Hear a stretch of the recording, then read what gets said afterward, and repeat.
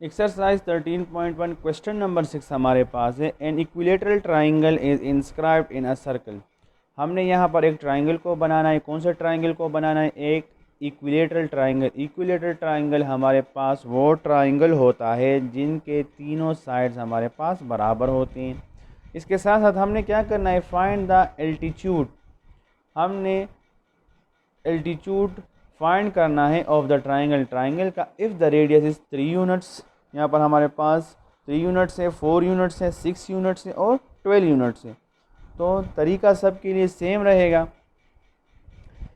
तो हम क्या कर लेते हैं? हम 3 यूनिट्स के लिए इस क्वेश्चन को सॉल्व कर लेते हैं।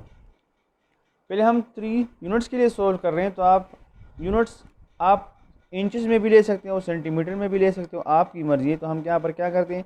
फॉर एग्जांपल हम 3 यूनिट्स को लेते हैं 3 सेंटीमीटर। 1 यूनिट को मैं कह लेता हूँ 1 सेंटीमीटर, तो 3 यूनिट्स हमारे पास हो जाएंगे 3 सेंटीमीटर। तो हम यहाँ पर कंपास को 3 सेंटीमीटर खोल लेते हैं। कंपास को आप 3 सेंटीमीटर खोल लें और एक सर्कल ड्रा कर लें।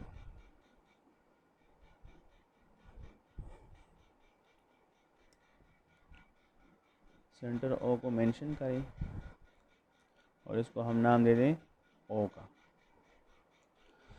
नेक्स्ट स्टेप आपने क्या करना है? आपने यहाँ पर कोई सा एक डायमीटर ड्रा कर लेना है। इस सर्कल के लिए आपने कोई एक डायमीटर ड्रा कर लेना है। तो हम क्या कर लेते हैं?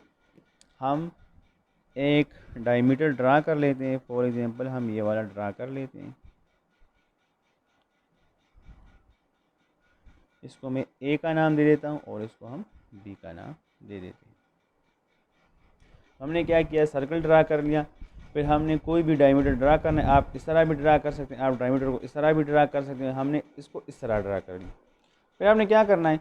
आपने कंपास को उठाना है।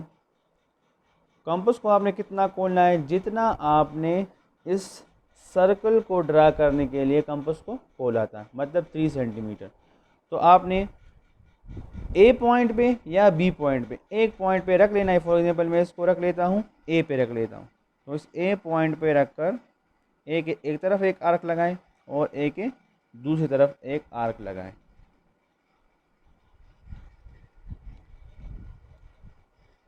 आपने कंपास को कितना खोलना है? जितना आपने इस सर्कल को ड्रा करने के लिए कंपास को खोला था। तो अब क्या करें? ये ए, ये बी, ये हो जाएगा हमारे पास सी और ये हो जाएगा हमारे पास डी। अब क्या करें? इन दोनों आर्क्स को आपस में मिलाएं।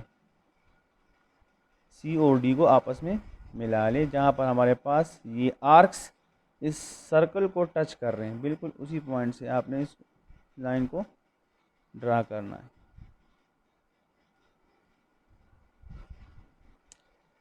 ये हो गया। अब नेक्स्ट आपने क्या करना है?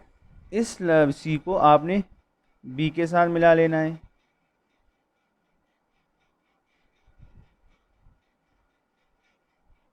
और इस बी को आपने डी के साथ भी मिला लेना है।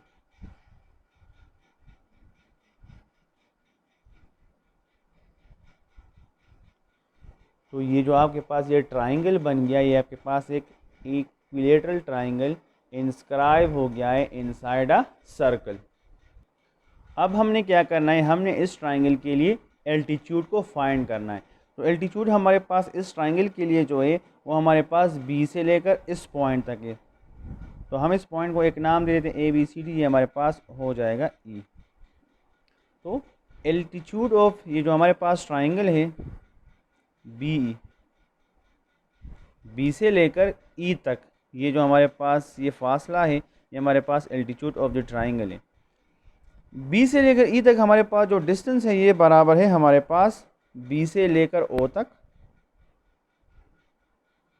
प्लस ओ से लेकर ई तक। ये हमारे पास ये एल्टीट्यूड ऑफ दिस ट्राइंगल ये बराबर है बी से लेकर ओ तक और ओ से लेकर ई तक। तो इसको हम लिख सकते हैं B is equals to B O. अगर आप बी ओ को देखो, ये जो लाइन यहाँ से गुजर रहा है ओ से लेकर ये बी तक, ये आपके पास एक रेडियस है, रेडियस ऑफ ए सर्कल। ये जो हमने लाइन ड्रा की थी हमारे पास एक पूरा डायमीटर था। तो डायमीटर का हाफ हमारे पास क्या होता है? वो रेडियस होता है। तो उसकी जगह हम क्या लिख लेते हैं, यहाँ पर आर लिख लेते हैं, प्लस ओ ई की जगह हम क्या लिख सकते हैं, देखिए यहाँ से यहाँ तक ये आपके पास क्या है, आर है, तो यहाँ से भी यहाँ तक आपके पास क्या है, ये भी आर है, तो यहाँ से ओ से लेकर ए तक ये डिस्टेंस हम कर लेते हैं।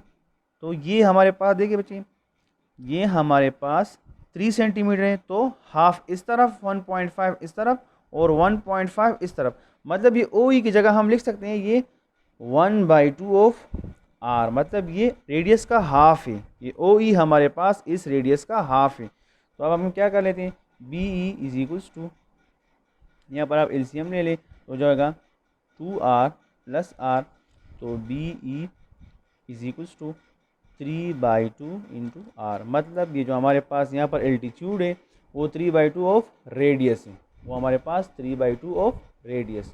तो यहाँ पर ये हमारे पास एल्टीट्यूड पूछ रहे थे, तो एल्टीट्यूड आपने इस तरह कैलकुलेट करना है।